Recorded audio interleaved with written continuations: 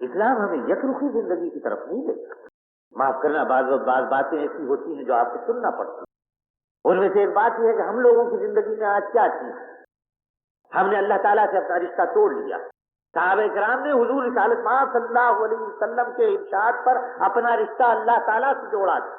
ہم بیچ میں مختلف لوگوں کو لے آتے ہیں، کچھ جاندار ہیں، کچھ بے جان ہیں، کچھ قبریں ہیں کہ جن کی ہم پرستش کرتے ہیں، کچھ اصحاب ہیں کہ جن کی ہم پرستش کرتے ہیں.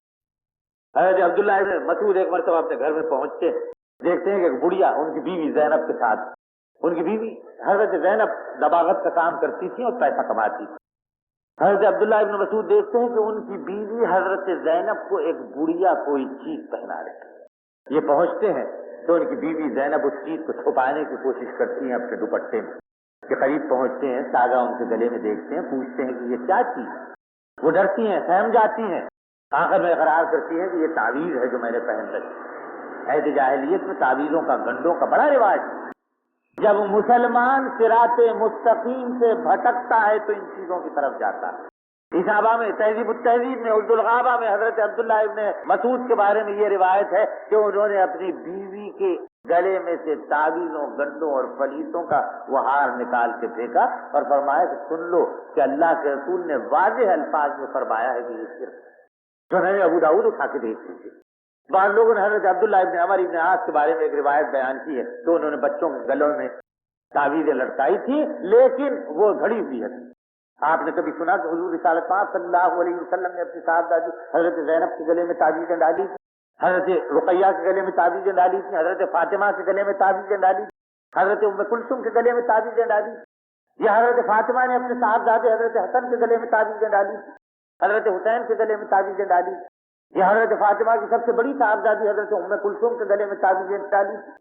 یا صحابہ کرام میں سے کسی کے بچوں کے نام آپ بتا سکتے ہیں کہ جن کے گلوں میں تعویذیں. یہ جو ارض ہمالیہ میں ہم رہنے لگے اور دین سے ناواقف لوگ جب ایسے لوگوں کے پاس جانے لگے جو بیٹھ کے کھانے کے عادی تھے اور نذرانے وصول کرنے کے، تو انہوں نے ایک ڈھونگ رچایا.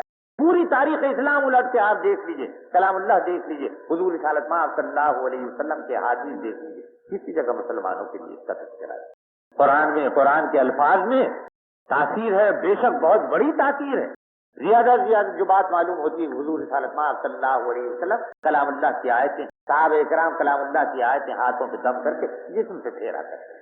کمزور عقیدے کی عورتیں گلاس کے گلاس، بوتلوں کی بوتلیں مسجدیں بھیج رہی کہ حضرت صاحب پڑھ کے پانی میں پھونک کے دیں گے، حضرت صاحب کے جراثیم پانی میں منتقل اور جس کو پلایا جائے گا اس کو وہ جراثیم منتقل. ہمارا مذہب تو پاک مذہب ہے. اللہ کے رسول کا حکم ہے پینے کی چیزوں پہ ڈھانک کے رکھو، ان کو خراب ہونے نہ دو. بے شک دوسری طرف جب یہ بتانا تھا کہ مسلمان برابر ہیں، ایک دوسرے کا جھوٹا کھایا جا سکتا ہے، کافر نہیں ہے کہ تمہارے منہ کا جھوٹا نہیں کھایا جا سکتا. لیکن جہاں نزہت و پاکیزگی کا مطلب ہے وہاں یہ چیزیں بھی موجود ہیں. حضور رسالت مآب صلی اللہ علیہ وسلم کے صحابی حضرت عبداللہ ابن مسعود جو جلیل القدر عالی مرتبت صحابی ہیں، جو خود کہا کرتے تھے کہ کلام اللہ کی ایک ایک آیت کب نازل ہوئی، کہاں نازل ہوئی، کس موقع پہ نازل ہوئی، اس کا علم جتنا مجھے ہے بہت کم لوگوں کو ہوگا، مجھ سے پوچھیں. وہ اپنی بیوی، اپنی شریک حیات حضرت زینب سے کہتے ہیں کہ یہ گنڈے، تعویذیں اور فلیسیں اتار دو کہ اللہ کے رسول فرماتے ہیں کہ یہ شرک ہے. جب ایمان کمزور ہو جاتا ہے تو آدمی ان چیزوں کی طرف مائل ہوتا ہے. چھوٹے بچے پیدا ہوتے ہیں تو ایک چھری رکھ دی جاتی ہے، راستے میں ایک تلوار لٹکا دی جاتی ہے، نال کو جلا کے رکھ دیتے ہیں. کیسی کیسی توہمات ہیں جن کے اندر ہم اسیر ہو گئے. تیسری کا چاند دیکھتے ہیں تو سمجھتے ہیں کہ ہماری قسمت بدل جاتی ہے. کالی بلی راستہ کاٹتی ہے تو سمجھ جاتے ہیں کہ صاحب اب یہ کام تو خراب ہو گیا. رات فلاں چیز ہم نہیں کر سکتے کہ ہماری ساس نے منع کیا ہے، ہمارے سسرے نے منع کیا ہے. ان کا اسلام سے ٹوٹتا ہے.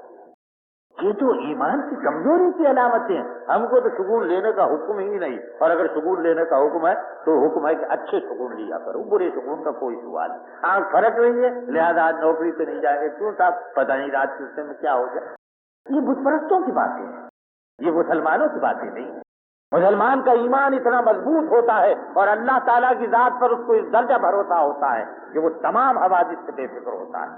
اور جب مسلمان اللہ کا نام لے کے آگے بڑھتا ہے، بسم اللہ کہہ کے اپنا قدم آگے بڑھاتا ہے، تو بلائیات اس سے دور رہتے ہیں. اس لیے کہ اللہ تعالیٰ نے کرامن و کاتبین کو جو آپ کے کندھوں پہ بٹھایا ہے ان کے سپرد یہی فریضہ نہیں کیا کہ آپ کی زندگی کے لمحے لمحے کے واقعات کو لکھے، بلکہ ان کے سپرد یہ بھی فریضہ ہے کہ آپ پہ آنے والے بلائیات کو، حادثات کو روک، بشرطے کہ آپ کا ایمان مضبوط، اور نہیں اگر آپ شرک کے حامل ہیں، آپ قبروں کو سجدہ کرنے والے ہیں، آپ لوگوں کے پیروں پہ سجدہ کرنے والے ہیں، اور آپ کے کئی بت ہیں جن کو اسلام نے گرایا ہے، تو پھر آپ کی ایمانی کمزوریوں میں کوئی آپ کی مدد کرنے والا نہیں سوائے اس کے کہ اللہ تعالیٰ آپ کی اصلاح کرے یا آپ کے اندر خود یہ خیال پیدا ہو۔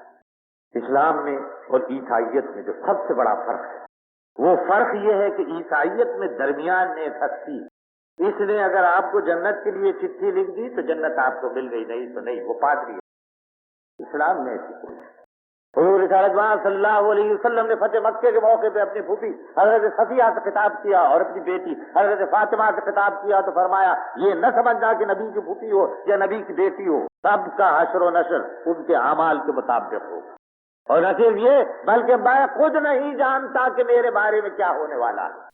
یہ وہ ذات اقدس کہہ رہی ہے جس کے بارے میں ہمارا ایمان ہے کہ معصوم تھے، خاتم المعصومین تھے، کہ نہ آپ کے بعد کوئی معصوم ہے نہ آپ کے برابر کوئی معصوم آپ سے پہلے تھے۔ ما ضل صاحبکم وما غوی، حضور رسالت مآب صلی اللہ علیہ وسلم خاتم المعصومین ہے، خاتم الانبیاء ہے، اس کے بعد کوئی نظریہ نہیں ہے۔ حضور رسالت مآب صلی اللہ علیہ وسلم اپنے بارے میں یہ ارشاد فرماتے ہیں کہ یہاں تو ساری جزا اور سزا اعمال کے نتیجے کے طور پر، کوئی کسی کی مدد کرنے والا ہے۔ اذان ہوتی ہے تو اذان کے الفاظ ہر مسلمان دہراتا ہے، اس لیے کہ حکم ہے کہ دہراؤ، اس میں ثواب ہے۔ اگر تم کو معلوم ہوتا کہ کلمات اذان کے ادا کرنے کا کیا ثواب ہے تو مسلمان دوڑتے امڑتے خود پہلے اذان دینے کے لیے پہنچ جاتے، حتیٰ کہ وہ وقت آ جاتا اللہ کے رسول نے فرمایا کہ یہ قرآن ڈالنے لگتے کہ ہم اذان دیں گے، ہم اذان دیں گے۔ تو اللہ تعالیٰ نے امت محمدی کے کسی فرد کو کلمات اذان کے ادا کرنے سے محروم نہیں رکھا، حکم دیا کہ جب مؤذن اذان دیتا ہے تو تم کلمات اذان کو دہرا دیں، اور جب اذان ختم ہو جاتی ہے تو حکم ہے کہ حضور رسالت مآب صلی اللہ علیہ وسلم کے لیے مقام محمود کی دعا کرو کہ اللہ کے رسول حشر کے دن مقام محمود پہ فائز ہوں گے، تب شفاعت کریں گے اپنی امت کی اور انبیاء کی اور امتوں کی۔ اس سے پہلے بارگاہ خداوندی میں کوئی سفارش نہیں کر سکتا، اور یہ سفارش بھی صحیح اجازت سے ہوگی، اذن سے ہوگی اللہ تعالیٰ۔ اسی لیے قرآن نے صاف طور پر لکھا کہ تم مردوں سے مدد مانگتے ہو، وہ جو زندوں کے زیادہ محتاج ہے، وہ تمہاری کیا مدد کر سکتے ہو؟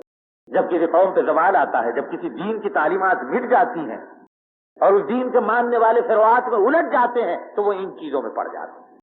ورنہ تو ہمارا دین بے حد سادہ ہے۔ جس دین پہ عمل کر کے صحابہ کرام نے بتایا وہ دین ایسا ہے کہ ہر مسلمان اس پر عمل کر سکتا ہے، کوئی سیاست وہاں نہیں، کوئی فرقے وہاں نہیں۔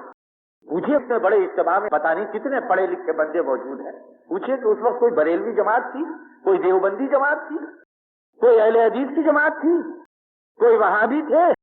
یہ سب سیاسی شاخسانے اور وہ باتیں ہیں جن کی وجہ سے ملت اسلامیہ کو فائدہ کوئی نہیں پہنچا، سوائے اس کے کہ زبانیں ایک دوسرے کی برائی پہ کھلی ہوئی ہیں، ایک دوسرے کی غیبت پہ کھلی ہوئی ہے، ایک دوسرے کی ٹوپی اچھال رہے ہیں، حتیٰ کہ اللہ کے گھر میں ایک دوسرے کو برا بھلا کہے جا رہے ہیں۔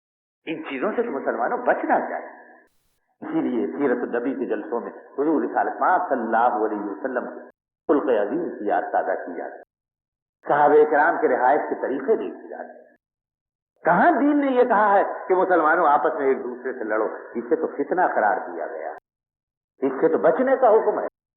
مسلمانوں نے تو حضور رسالت مآب صلی اللہ علیہ وسلم کے ہاتھ پر ایک دوسرے کی خیر خواہی اور محبت کے لیے بیعت کی ہے۔ صحابہ نے فرمایا حضور اکرم صلی اللہ علیہ وسلم کا ارشاد کہ مسلمانوں کی کیفیت دیوار کی اینٹوں کی طرح کہ ایک اینٹ دوسرے اینٹ کو سہارا دیتی، اور یہاں ہر ایک کی 1.5 اینٹ کی مسجد الگ ہے، حتیٰ کہ اللہ کے گھر کو بھی تالے اور چابی میں رکھا جاتا ہے۔ ان چیزوں سے بچنے، اگر آپ جاگتے رہے، اگر آپ ہوشیار رہے، اگر آپ کے دل میں توہمات نہ رہے، آپ سیدھے راستے پہ چلتے رہے، تو پھر یہ گمراہیاں آپ کے اللہ کے فضل و کرم سے ہمیشہ دور رہیں۔